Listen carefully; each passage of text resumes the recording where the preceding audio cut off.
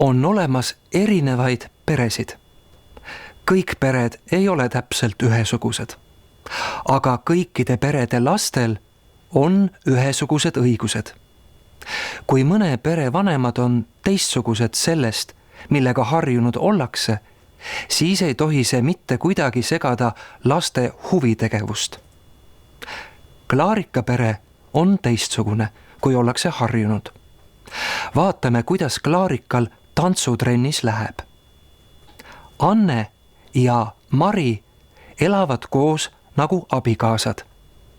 Nende peres kasvab tütar Klaarika, kes armastab väga tantsida.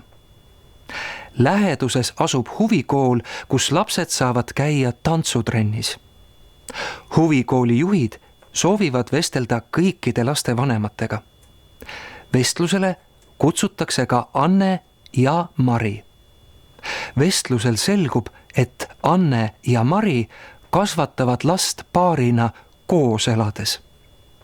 See ei meeldi tantsutrenni õpetajale. Ta ei soovi enam Klaarikat oma tantsutrenni.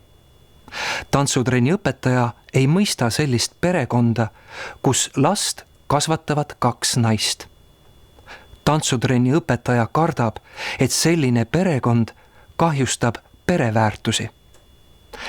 Huvikooli direktor on aga teisel arvamusel.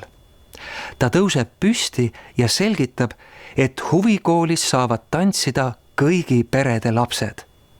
Tähtis on vaid see, et laps sooviks huvikoolis tantsida ja tegeleda nende asjadega, mis talle meeldib. Klaarika saab ikkagi edasi tantsida. Kogu pere on selle üle väga õnnelik.